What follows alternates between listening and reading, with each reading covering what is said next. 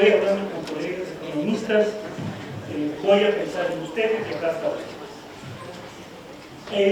Yo estuve fuera del país 10 años estudiando. Y cuando regresé, ya se imaginarán, el mercado de trabajo no funciona como en los libros de microeconomía. Hay que tener palancas en el sudor. No encontraba trabajo. Afortunadamente, un ex compañero de la facultad de la FUSE de Economía estaba de editor del periódico El Comercio y me dio trabajo como periodista. Yo dije, qué difícil puede ser un periodista, es cuestión de escribir. Y uno se siente poderoso como economista. El hecho es que regresé cuando hubo la crisis bancaria. Me tocó cubrir a la gente que estaba haciendo una protesta en la Casa de la Cultura.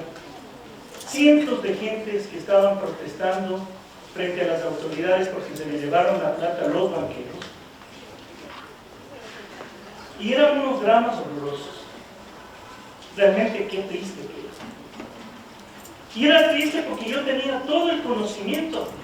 Y primero no podía hablar porque era periodista.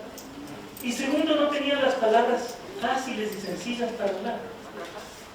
¿Cómo les explico a la gente que como sin crisis nunca hay la cantidad de dinero que dicen que hay en los bancos?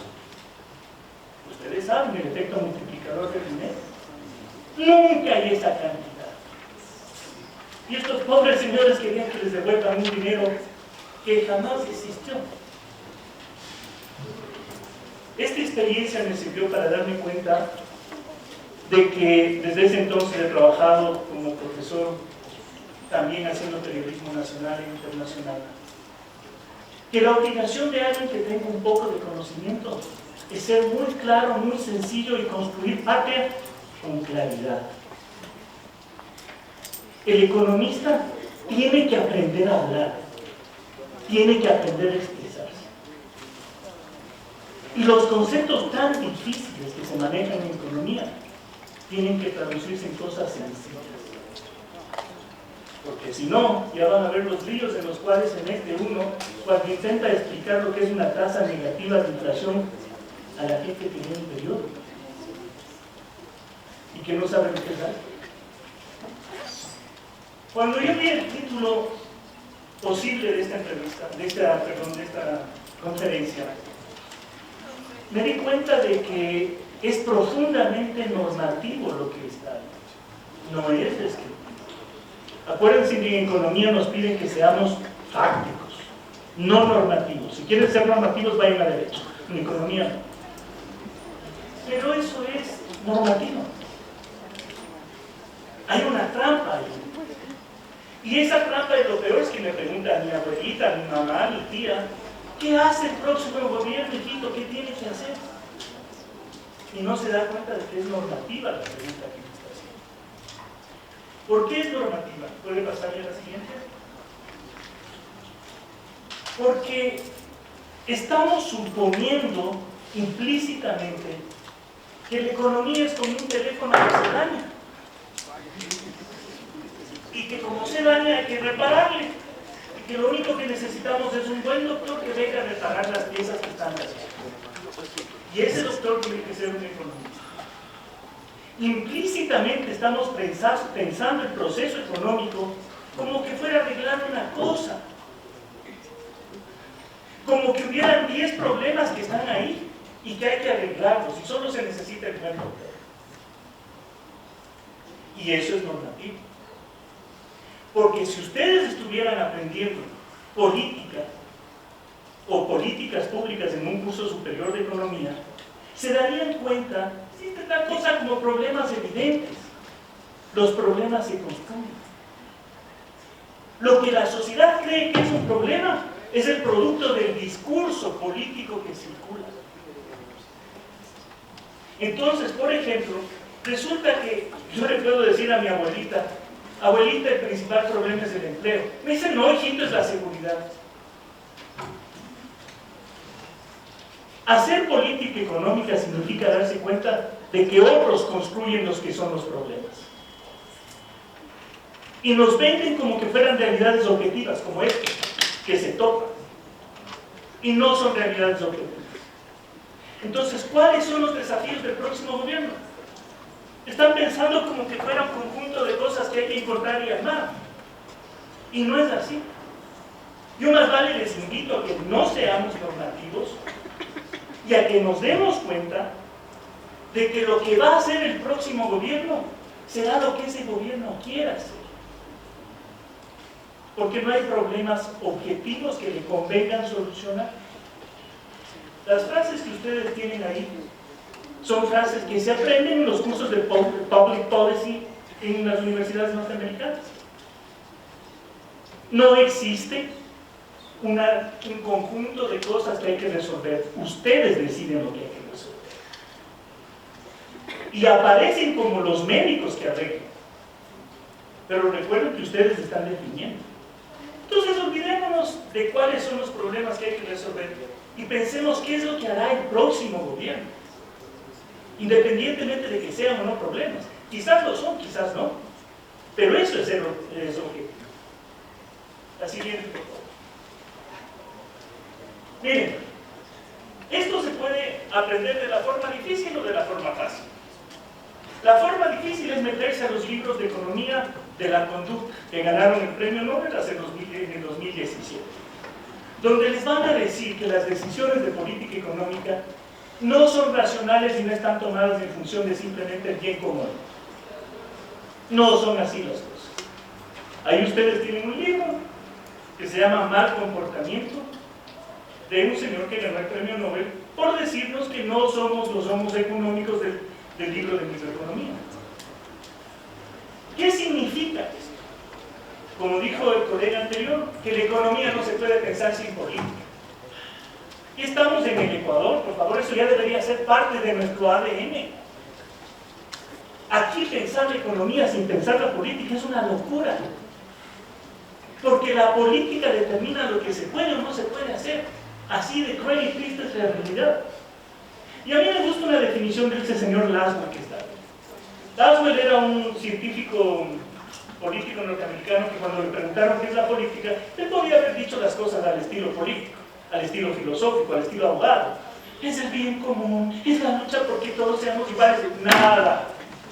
Laswell lo que dijo es una actividad a través de la que se decide quién recibe cosas, cuándo se reciben esas cosas, cómo se reciben esas cosas. No me vengan con el cuento de que van a salvar la patria. La política es la actividad de decidir quién recibe y quién no recibe. Así de simple y fáctico es. Ese señor es un positivista. Y como la política es eso significa que la economía es un conflicto permanente de distribución. Un conflicto distributivo. No hay políticas win-win. Lo siento, pero no hay. Eso está bien para los que estudian administración y me disculpan si están aquí. Para los libros del Supermaxi está bien eso de win-win. No. En política económica el economista tiene que ser consciente de que toda medida que se toma implica ganadores y perdedores. La pregunta es a quién hacen ganar y a quién hacen perder. ¿Y qué hacen con los perdedores? Friedman nos diría, salados, los perdedores se mueren. ¿Ya? ¿Y? Tuvo la honestidad de decirlo. Al menos no estaba leyendo libros de Supermaxi. Siguiente. ¿Qué va a hacer el próximo gobierno? Veamos. Veamos lo que va a hacer el próximo gobierno. Y una gráfica basta para acordarnos y comentar a la gente. Estas son las tasas de crecimiento del PIB desde el 94, creo, hasta la fecha. Las tasas de crecimiento a valores de año base, etc. Primera cosa que ustedes tienen que observar. Abajo están en colores, en los colores rojos y tomates, los distintos gobiernos que ha tenido el Ecuador. Entonces, por ejemplo, miren, el 21 es el de Lazo, el que viene es el siguiente. No importa si es gobierno de derecha, de izquierda, bonito o feo. ¿Cuál es la tendencia de la producción? Hacia la baja. Con dolarización. La tasa del PIB es la tasa de la eficiencia de la dolarización. ¿Y cuál es esa? Hacia la baja. Si estuviéramos viendo valores constantes, absolutos, veríamos que no, que estamos con la misma producción que estábamos hace 2 décadas. Entonces, ese es el país en el que vivimos. Un país en el que, al igual que yo y regresé y no tenía trabajo, ustedes sabrán y posiblemente no tengan trabajo. Estamos en el mismo país y no ha pasado nada. En este contexto, entonces, ¿cuáles son las opciones que tiene que hacer el próximo gobierno? Vean, piénsenlo. Pero piénsenlo no normativamente, sino piénsenlo como empresarios. Y no que sea una linda palabra. Siguiente, por favor. La frase que ustedes ven arriba, sigo haciendo periodismo internacional en inglés. Me sorprendió porque es una frase que le escuché a un argentino. Cuando le preguntaban que qué pasa con Macri, él dijo, él no tiene un plan de gobierno. Él lo que tiene es un plan de negocios. De los 8 binomios que hay en el Ecuador, 7 tienen planes de negocio. Vienen a hacer negocio. La pregunta es, ¿qué negocio pueden hacer ustedes en una banana republic? Que encima de eso tiene la producción como tendencia hacia la baja. ¿Qué cosas pueden hacer? Este es un país primario. No es un país secundario, no es un país terciario.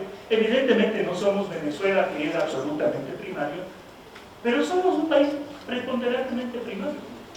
Entonces, si ustedes vienen como candidatos presidenciales y tienen solo 18 meses, ¿cómo sacan el jugo esos 18 meses?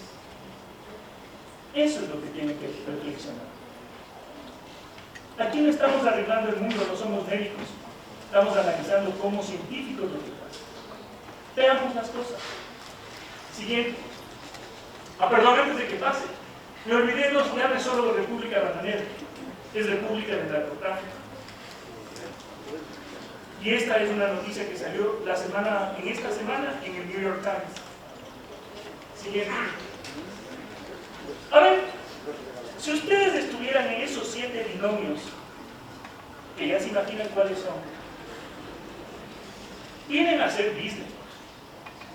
Y business en un país donde no se produce nada, se hace privatizando lo del Estado. Hay un montón de cosas para privatizar. El IES, el CNT, el Banco del Pacífico. La lista puede ser larga. Porque ellos son súper creativos. Esos 7 binomios, como lo ha demostrado el gobierno de Lazo, son capaces hasta de privatizar los Galápagos. Es decir, eso es imaginación, ¿no? Eso es tener mano empresarial. Entonces, la primera cosa que nos debe quedar conscientes es que vienen a hacer negocios. Y tenemos que ser conscientes de que los negocios y la fuente de negocios está aquí, en privatizar las cosas del Estado. Porque aquí no hay diamantes, aquí no hay cosas extrañas. Esto es lo que hay aquí para hacer plata en 18 meses. Siguiente. Y esto no es especular. Vean la triste realidad de lo que ya hicieron. La línea de acá abajo corresponde al campo Sacha, que no está privatizado, es un campo petrolero. La línea de acá arriba es la del campo Auca, que ya está privatizado. Y resulta que los costos de producción del campo privado son más altos que los del campo público. ¿Saben por qué? Porque esta diferencia le cobran al Estado. Dicho en otra forma, para explicarle a la abuelita, el negocio es este: hagan que privaticen un banco, hagan que privaticen un campo petrolero, luego digan que los costos son altísimos. Primero consíganse un buen abogado que haga el contrato bien. Porque cuando los costos son altísimos, el Estado tiene que darles plata y decirles: pobrecitos empresarios, tengan platita porque ustedes están con costos altos. Como ven, así es como se hace plata en una república bananera. Las formas de privatización no tienen que ver con llevarse el banco del Pichincha a la casa No, tiene que ver con esto, transferencia de excedentes desde el Estado hacia el sector privado, con mañas hechas vía los abogados. Así es como funciona. El TAC de Estado sirve para eso, para transferir dinero hacia los empresarios. Y vean las siguiente, por favor. No podía perder esta oportunidad para decirles lo siguiente. ¿Saben la diferencia? A ver, ahí está. Somos repúblicas bananeras, admitámoslo. Hay unas que nos van mejor, hay otras que van mal. Haití es una república bananera bien de banana. Es una república de bananera que tiene pavimento, tiene postes, tiene bancos. En Haití, hace 2 años atrás, cuando le mataron